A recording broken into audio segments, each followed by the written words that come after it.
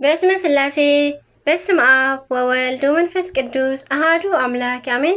ሰላም እግዚአብሔር አምላክ ምስኩላትኩም ይኹን። ስድራ እግዚአብሔር አምላክ ከመይ ውዕልኩም? አነ እግዚአብሔር ይመስገን ክብሪ ይስፋሕ መድኃኔ ዓለም አቦይ ከምቲ ኣነ ጽቡቕ ዝውዓልኩ ድማ ጽቡቕ ውዕልኩም ክትኮኑ ናይ ኩሉ ግዜ ተስፋይን ትምኒተይን እዩ ኣሜን። ስንክሳር ዘወርሃ ጉንበት ሓደ ባሕቲ ሓጎስ ባሕቲ ጉንበት ባሕቲ ሓጎስ ባሕቲ ራህዋ ባሕቲ ፈውስን ምሕረትን ይግበረልና። እንቋዕ ድማ ናብ እመቤትና ቅድስት ድንግል ማርያም ዓመታዊ ናይ ልደት በዓላ ብሰላም ኣብፅሐና ኣሜን። ስንክሳር ድሰምዕ ዘንብብ ፍቕሪ ጎይታ ኣብ ልቡ ይዕንብብ ሓለዋን ጸሎትን ናይ ቅዱሳን ድማ ይረክብ። ዝክረ ጻድቅ ለዓለም የሉ ዝኽሪ ናይ ጻድቅ ንዓለም እዩ ዝነብር ኣሜን። ካብ ኩሉ ክፉእ ዘበለ ክዝድሕኑ ንቅዱሳን ተማሕፀኑ ልደታ ለማርያም ድንግል ኢያቄም ወሃና ወለዱ ለነ ሰማየ ሰማዮሙኒ አስረቀት ለነ ፀሐየ። ኢያቄምን ሃናን ሰማይ ወለዱልና ሰማዮም ከዓ ፀሐይ አውፅእትልና ወይ ከዓ ወለደትልና ንብል። በረከት ረድኤት አማላድነት ጣዕሚ ፍቅሪ ናይ ወላዲት አምላክ ቅድስት ድንግል ማርያም አድናን ናይ ወለዳ ኢያቄምን ሃናን ምስኩላትና ይኹን አሜን። ናይ ዓለምና ወለዲ ነቢያትን ሐዋርያትን ጻድቃንን ሰማዕታትን ወሊዶም ከቢሮም ተመስጊኖም እዮም። አዴ አቦና ኢያቄምን አዴና ሃናን ግን ፍጥረት ኩሉ በሓድነት እተኣካክብ ብእግራ ዝረገጸቶ ትብያ እኳ ክኾኑ ዘይክእሉ ናይ ሰማይን ናይ ምድርን ንግስቲ ናይ እግዚአብሔር አዶ እመቤትና ማርያም ወለዱልና። ኢያቄምን ሃናን ከዓ ንእግዚአብሔር ናይ ስጋዊ አባ ሕጎታቱ አባ ሕጎ እንሕጎ ተባሃሉ።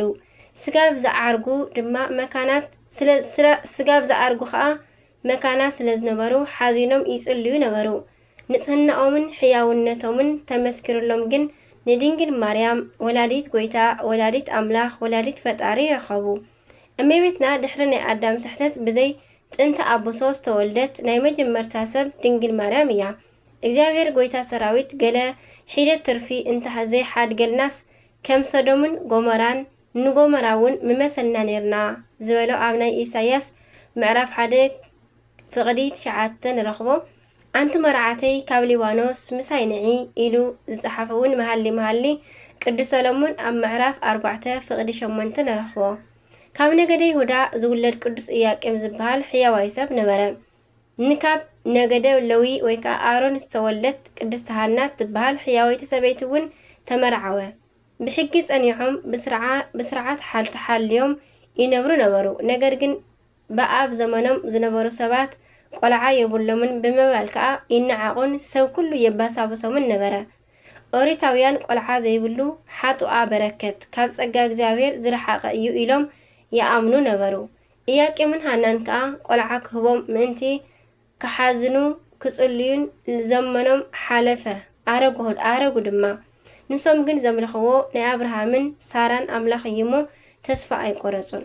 ንዝለመንዎ ዘይከልእ ጎይታ ግን ኣብ እርጋኖም ድንቂ ነገር ገበረሎም። ሓደ መዓልቲ ረጋቢት ምስ ጨቓዊተን ክጻወታ ዝተመልከተት ኣዴና ቅድስት ሃና ፈጺማ በኸየት።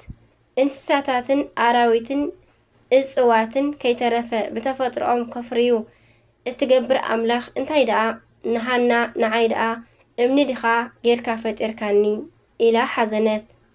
እዚ ዝተመልከተ ቅዱስ ሰብኣያ ኢያቄም ድማ ናብ ጎቦ ተራራ ከይዱ ሱባኤ ሓዘ። ን40 መዓልቲ ከዓ ክጽልይን ክምህለልን ጸንሐ። ብመበል 40 መዓልቲ ግን ክልቲኦም ሕልሚ ሓለሙ እሞ ንሱ ጻዕዳ ርግቢት ሰማያት ሰንጢቓ ወሪዳ ብናይ ሃና የማናይ እዝና ኣትያ ኣብ ማፀና ክትበጽሕ ረአየ። ንሳ ከዓ ናይ ኢያቄም በትሪ ዓንቢቡ ኣፍርዩ ምቁር ፍረኡ ሰብ ኩሉ እንዳተመገቦ ረአየት።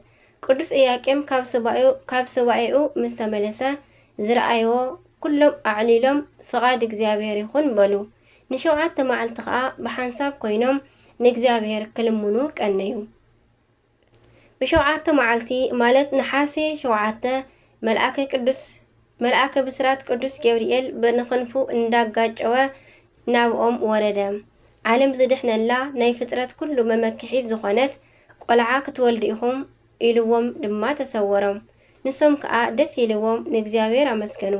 ከም ስርዓቱ ከዓ ብሓንሳብ ሓዲሮም ኣደ ብርሃን እመብርሃን ወላዲተ አምላክ ተጸንሰት እሞ ኦ ድንግል አኮ በፍትወተ ደነስ ዘተጸነስኪ ኦ ድንግል ኃጢአት በዘለዎ ስጋዊ ፍትወት ዘተጸነስኪ አይኮንክን ከም ዝበለ ሊቅ ኣብ ናይ ቅዳሴ ማርያም ለጽንሰትኪ በከርስ እንበለ አበሳ ወርኩሰ ወለልደትኪ እማህፀን ንቅዱሰ ድንግል ሆይ ተጸነስኪ ብዘይ በደል ብዘይ ጥፍአት እዩ ዝተወለድ ኩሉ ማህፀን እውን ቅዱስ እዩ ይብል መጽሓፈ ሰዓታት ኢሳያስ ምዕራፍ 1 ኣብ ፍቕዲ 9 እመቤትና ማርያም ነሓሴ 7 ተጸኒሳ ጉንበት 1 ከዓ ተወልደት ናይ እመቤትና ናይ ዘርአ ሓረግ ድማ አዳም ኖህ አብርሃም ይስሐቅ ያዕቆብ በዳአ ከዓ ሌዊ ቀዓት እምበረም አሮን ቴክታና በጥሪቃ ሄኤሜን ጸርዴን ቶና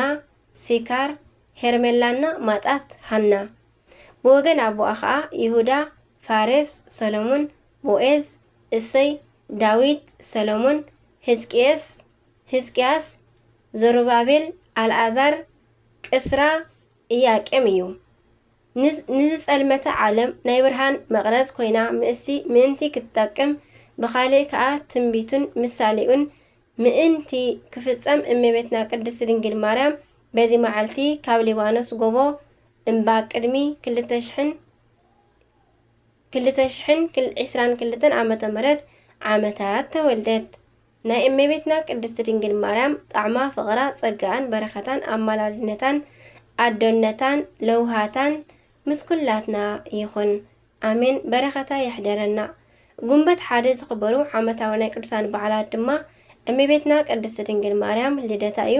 ቅዱሳን ኢያቄምን ሃናን እውን ወለዳ እዮም። ቴክታና ጴጥሪካ ከዓ ናታ ሓረግ ትውልዳ እዮም።